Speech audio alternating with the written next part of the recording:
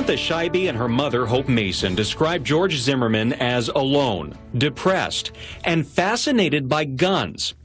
Scheibe says she feared him, but she stayed with him because she thought she could help him. She reached out to me about doing an interview 3 weeks ago. That's when she says she and George had an argument over her demand that he get professional help for his depression. George Zimmerman's girlfriend described him as depressed and fascinated by guns, but the man who shot Trayvon Martin and was found not guilty of murder has his defenders. One of them joins me now. Frank TAAFFE is a former neighbour of Zimmerman's. He's also a former Neighbourhood Watch block captain. Welcome to you, Mr. TAAFFE. What is your reaction to this latest incident involving your friend George Zimmerman, given it's now the 4th time, I think, that he's been involved in such a clash with the police? Well, Piers, in my honest opinion, and I'm not a medical doctor, but I believe that George is suffering from untreated post-traumatic stress disorder. And I based it upon, you know, some of the criteria that I read in the DSM IV, which is now the 5. One of the guests on another show is on, corrected me on that, and it's really no different in the version. But, you know, it has a manifestation. You know, first of all, George is a spiritual and a very religious person. He comes from a very religious family where, you know, they believe in the 10 Commandments, and one of the commandments is thou shalt not kill. Even though the act itself was deemed self-defense and he was acquitted of the charges of second-degree murder, but, you know, we as human beings, you know, we have those suppressed feelings, and I believe that this is just a manifestation of that PTSD, which I believe right now needs to be treated. And right, but if he's suffering from all this, what is he doing in a house full of guns? AR-15, shotguns, handguns. I mean, surely it's an absolute recipe for potential disaster all over again. Well, boys will have their toys, as they say, but, you know, he has always been around. Whoa. He's always been around weaponry. Wait a He's always had guns. Wait a minute. Boys will have their toys? Is that really what you just said? Yeah, it's not unusual. George Zimmerman, who shot dead an unarmed teenager and got off a murder rap, you're saying he should keep the guns despite his apparent trauma over the whole thing because boys want their toys? Piers, let's review this, okay?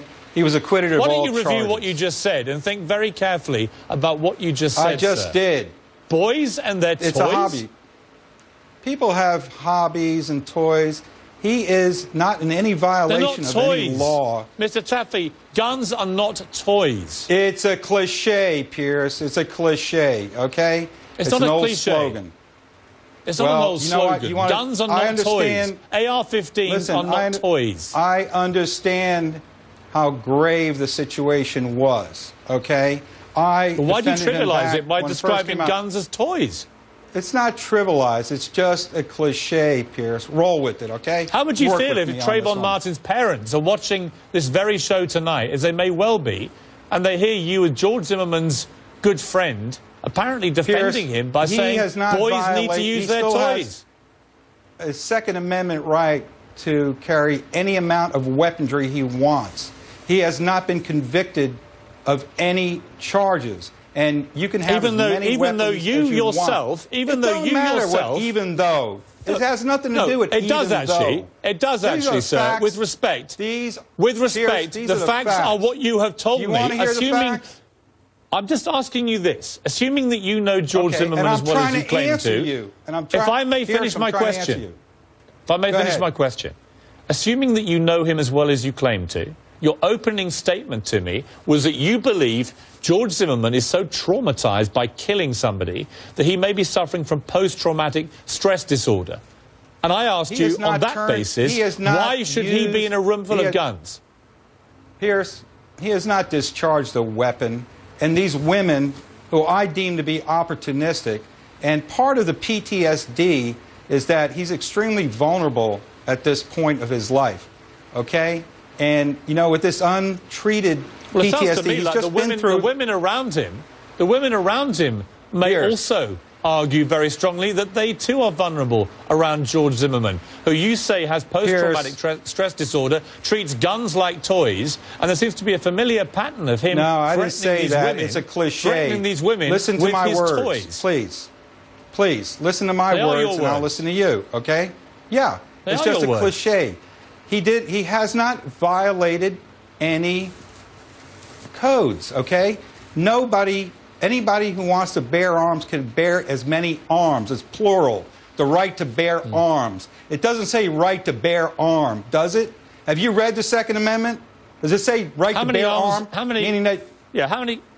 My point was that you said, as his friend, he's suffering from a mental illness, post-traumatic stress disorder. I then said to you, if that is the case, untreated, why should he have so many guns?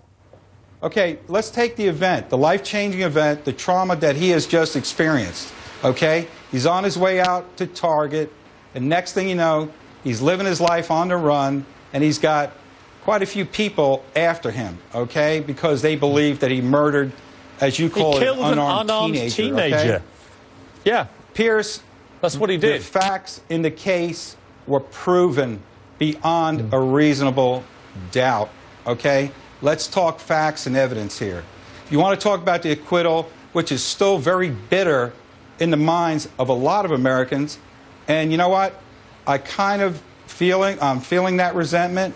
But you know what? Get over it, okay? He's been acquitted.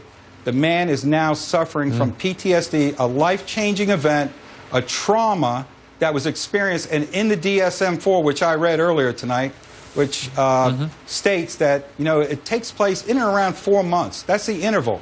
And also that PTSD is directly correlated with a majority of domestic violence cases. Are you aware of that? Well, I'm increasingly aware that there must be a correlation between his mental condition and his propensity to threaten women with guns, yes. Because that seems to be a pattern with every woman that he comes across. Pierce, if you listen to his call, he said, they asked him, do you have a weapon? He said, yes, but it's in the box and it's locked up. So, you know, Pierce, there's your side, their side, and the truth. That's why we have a court of law, and it's called due process. I don't have a side. I'm not the law enforcement. They're the ones who arrested him and charged him, not me. His side, and the truth. And the truth will set you free. OK, well, consider me liberated. Frank TAAFFE, thank you very much indeed. We'll be right back with Gloria Allred with her reaction to that extraordinary interview.